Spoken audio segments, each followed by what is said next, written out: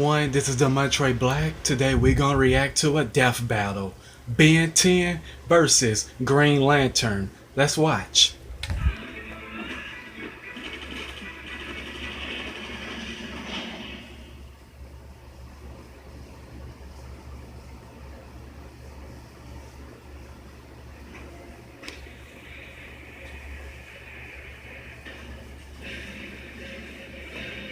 For years, humans have gazed at the stars, contemplating the possibilities of first contact with an alien race. Will we exchange gifts of peace or weapons of war? Weapons. Definitely weapons. Like these ones. Ben 10, protector of Earth and wielder of the Omnitrix. And the Green Lantern, galactic lawman and bearer of the Power Ring. He's Wiz and I'm Boomstick. And it's our job to analyze their weapons, armor, and skills to find out who would win a death battle. Benjamin Tennyson was just your average 10-year-old boy. He loved video games, hated school, and was prepared to have the most boring summer vacation ever until destiny fell from the sky. Upon discovering a strange crash-landed alien device, it stuck itself upon his wrist with secrets that it hid. Now he's got superpowers. He's no ordinary kid. He's Ben 10. Sorry, Boomstick. Just can't help myself. That theme song's so damn catchy. This strange device was the Omnitrix, a portable library of intergalactic genetic data that can transform its user into a variety of different alien species. Sounds like the perfect way to get freaky with some alien babes from all across the galaxy. Well, you do you. But the cosmic warlord Vilgax had something different in mind. With the Omnitrix technology, he planned to create an army of superpowered aliens and conquer the universe. Yeah, typical villain stuff. But old Hentai Face would have to wait, because Ben got the watch first and became a superhero. Well, okay, first he burned down a forest, but then he got busy with the hero stuff. The Omnitrix contains a built-in radio, universal translator, distress signal, a self-defense pulse blast against anyone trying to force it off Ben's wrist, and, as a bonus, it can tell time. And whenever Ben comes across a new alien he'd like to cosplay, it can scan their DNA so he can add them to his transformation collection. And he's got a ton to choose from. He's got alien forms that can control the elements like lightning, water, ice, earth, and fire with his very first transformation ever, Heat Blast, along with some just beautiful fire puns. Totally hot. You gotta respect the classics. As Forearms, he's strong enough to create shockwaves with mere punches. As Accelerate, he can run fast enough to dodge lightning. As Diamond Head, he can survive massive explosions like they were nothing. But if you prefer brains over brawn like myself, he can increase his intelligence with alien forms like Brainstorm, who has an IQ of 1 nonillion. That's a 1 followed by 30 zeros, and more than 3 octillion times greater than the highest recorded IQ in history. He can fly his jet ray, duplicate himself with Ditto, and eat his feelings away as Upchuck. Wiz, that's really not a healthy way to handle issues. You know, you're right, Boomstick. Yeah, he should really just stick to alcohol. And if he ever wants to suck for some reason, he's got Waka-Trout, which is a fish with legs. And that's it. Probably Ben's worst transformation, and that's saying a lot considering he has an alien literally named the Worst. If old-timey horror movies are your thing, Ben can transform into every classic monster you can think of. Because I guess zombies and werewolves were aliens all along. I knew it. Through different forms, Ben can manipulate the fundamental forces of the universe, like gravity, radiation, time, and energy. Feedback, for instance, once absorbed the entirety of the Big Bang, and then fired it at a robot supervillain, creating a time loop and saving the universe. Yeah, as he's got used to hero work, Ben's aliens started getting pretty insane. Like Waybig, who's basically a giant kaiju who can fire a cosmic ray from his chest, powerful enough to hurt a being made of pure energy. And let's not forget my personal favorite alien, Molestache. He's a mole who punches people with his mustache. You can't write that. Truly a fearsome addition to Ben's massive arsenal. But contrary to the show's very specific title, Ben's Omnitrix doesn't just have access to 10 alien forms. In fact, it has 1,912. He's no ordinary kid. He's Ben 1,912. Yeah, doesn't quite roll off the tongue like Ben 10, does it? Well, let's see if I can take one of these babies for a spin. Where did you get that? Don't worry about it. Whoa. Well, the Omnitrix does have one drawback. It usually has an automatic cooldown period for a few minutes between transformations, because overuse can permanently disfigure the user's DNA. Alright, we're gonna say that 4 seconds earlier. If you'll excuse me, I need to pee out my face. I'll fix this later. This cooldown would be a recurring issue for Ben until he discovered Master Control, a special code which, when input into the Omnitrix, just let him use it however he wanted. And if he's ever on death's door, the watch will automatically pop him into whatever alien body it thinks he needs at the time to survive whatever's happening. And there's one form that's almost always the best answer. Alien X. Born in the forge of creation beyond the multiverse itself, Alien X is a celestial sapient, the most powerful species in the universe. He's basically a cosmic god who can punch planets to bits, fly faster than light, duplicate himself, control minds, use telekinesis, reverse time, warp reality, and even just straight up erase people from existence. It takes a lot to get their attention, and that's fine. We don't want it. Why not? They could just blink, and we'd be gone. Alien X is so tough, he survived the destruction of the entire universe by the Annihilar and didn't feel a thing. Like, his durability was so through the roof, he didn't even realize total cosmic annihilation was happening right on top of him. Based on rough estimates made by a NASA astrophysicist, the total mass energy of the universe in joules is 4, Well, that doesn't seem very impressive. followed by 69 zeros. Oh, there it is. And to top it off, Ben as Alien X went and just remade an entirely new universe identical to the old one. First of all, how the hell? Second, since he just made a copy universe, that technically means that all those characters we watched through the whole show are still dead. Damn, dude! Throw somebody a bone or something. However, celestial sapiens are composed of multiple personalities, and if they can't unanimously agree on what action to take, which can take billions of years, all that power is basically useless. But Ben convinced his extra personalities that that's really goddamn stupid and he should have full control all the time, so it doesn't matter. Why doesn't he just go full Alien X all the time? Well, a little variety doesn't hurt, right? Plus, even without his alien forms, Ben is pretty clever and has a knack for getting himself out of trouble, even when things get really weird. And he's saved the universe 4 times than he can count. He's defeated Vilgax when he had the power of a Cthulhu god, ended the hybrid conspiracy, and whooped another celestial sapient, the Galactic Gladiator, by flying so fast he created a galaxy-sized black hole. We can tell from the size of the black hole in relation to the galaxies in the background, as well as how long it took to create, that Alien X must have been flying approximately 7 quadrillion times faster than light speed. I get it, Wiz. Alien X is totally overpowered, but Ben doesn't keep any of those powers as a human. Not much of a problem when the Omnitrix can instantly transform him fast enough to catch the Big Bang. The only thing truly holding Ben back throughout his hero career was his immaturity, being a 10-year-old and all. Oh yeah, like that one time he messed with the Omnitrix and accidentally set it to self-destruct. After charging up for a few days, it would destroy the whole universe on its own. So that's not great. Fortunately, Ben grew into a reliable and wildly successful hero by the time he reached the age of 16. He would continue his hero work into the future, eventually adopting the name Ben 10,000. The world can rest easy with Ben 10 as its first and best line of defense. 6-6 and Volcanus? What are they doing here? About to get their alien butts kicked. That's what. Going here. Hal Jordan was just your average, devilishly handsome ladies man and hotshot test pilot who discovered a crash-landed alien ship in the desert. Okay, so maybe he's not so average. I'll say he found this guy Abin Sur dying in a crashed spaceship who gave Hal a little green ring before kicking the bucket. And so, by reciting an ancient oath, Hal Jordan would become a Green Lantern. Legacy Magneto should escape my sight, but those horse demons might be where my power Green Lantern lies.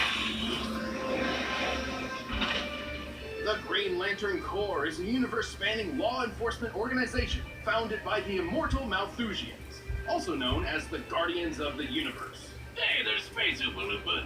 More like leprechauns. Okay, fine, whichever mythical creature you want. No, I mean a group of them traveled to Earth centuries ago and literally evolved into modern-day leprechauns.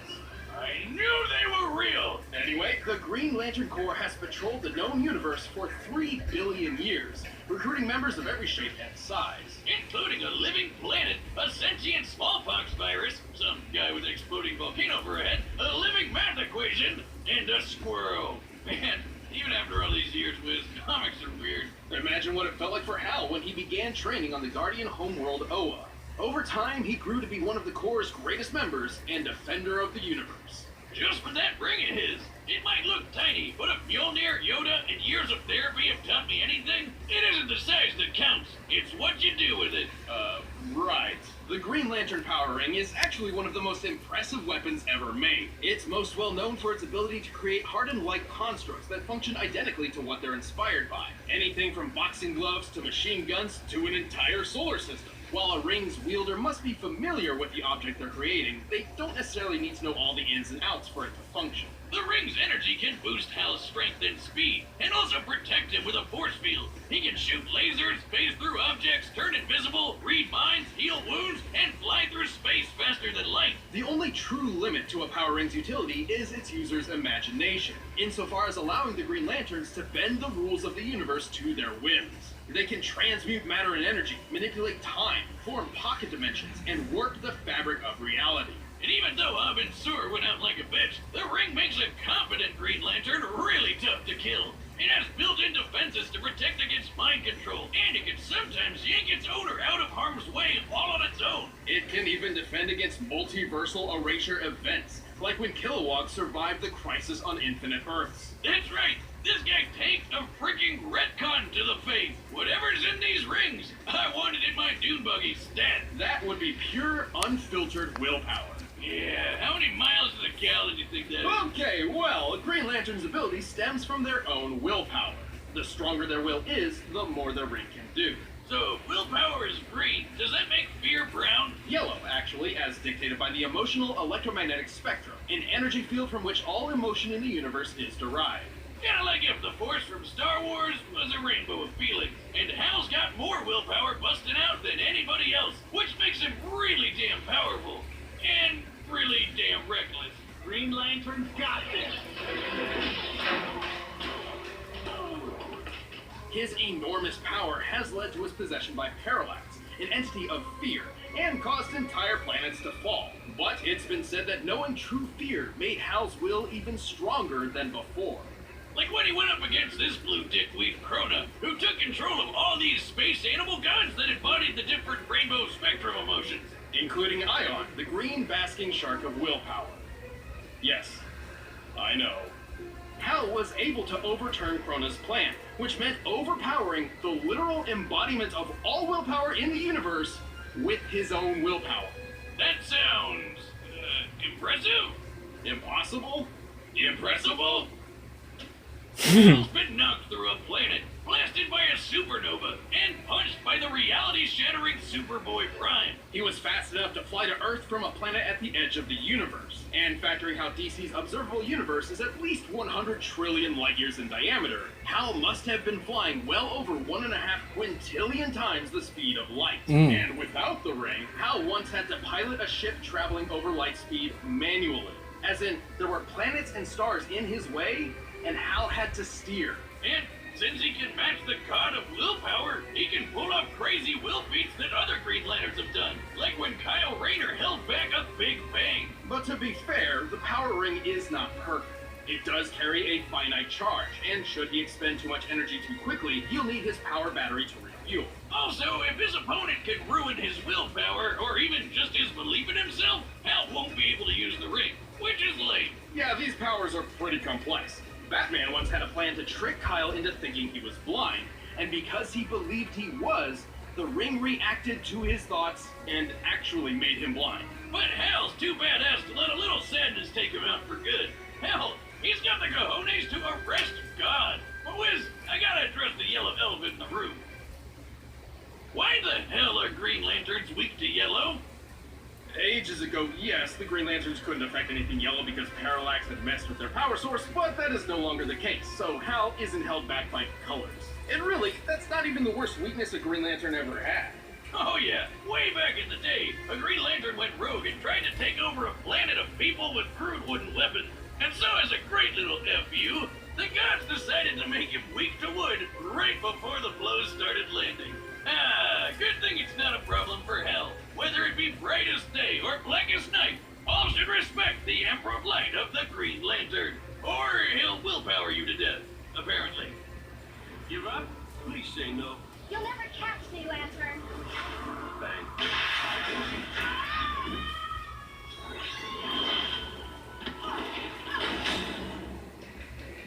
All right, the combatants are set, and we've run the data through all possibilities. But first, Hey, I'm Chad, I play Boomstick. I'm Ben, and I'm sick.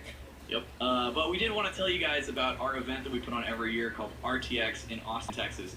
It's a super fun convention where we've got a million things going on. We've got video games and meet and greets and panels and signings and lots of fun stuff to do. We hope you'll join us there. We can't wait to see you there. We've got a couple panels that we're going to be doing. There's one on Saturday, the Death Battle one. It's time for a Death Battle. We do it as often as we can. It's always fun having you guys there to talk about Death Battle and matchups and take questions, things like that. It's great. We got a signing right after that. And then on Sunday, we got our second panel, which is about a secret project we've been working on for a while now. Can't wait to share it with you guys. Yep, RTX is July 5th through 7th, again in Austin, Texas. Head to rtxevent.com, and we hopefully we'll see you guys there. I promise I will not be sick. Better not be. I hope not. It's probably a good idea. it's time for a death battle!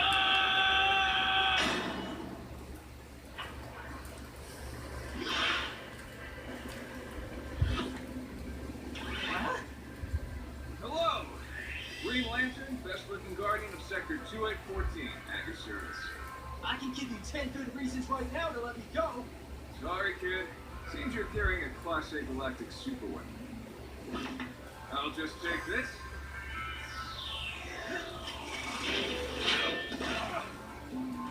Okay, that's interesting. You're not the first doofus to try to take this. Mm. It's hero time.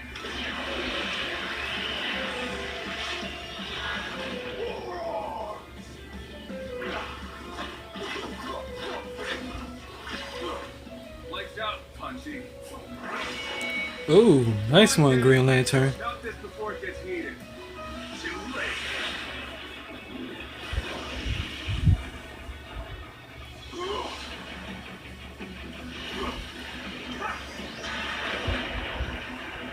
Hey, you ever seen a supernova? Several, actually.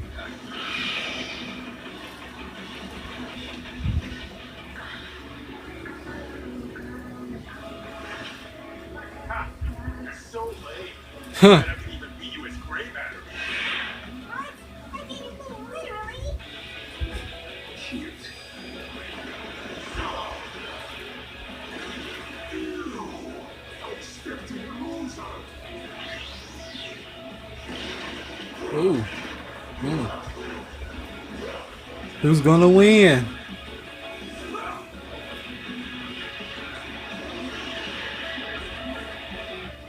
Y'all.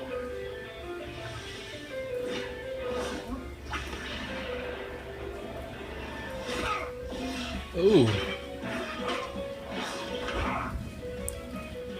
This is Alien X. He controls all of reality. This is over.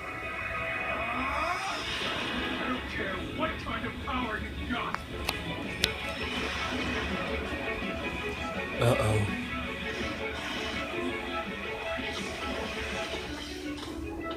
I say in blackest night, no evil shall escape my sight. Let those who worship evil's might beware my power. Green Lantern's light!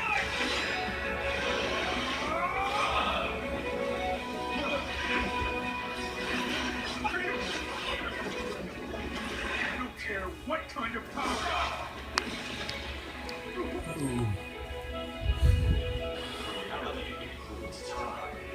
Time. Next week.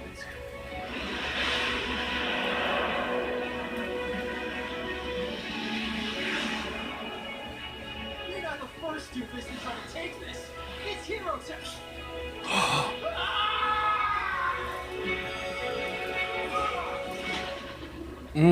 KO. Stepping boots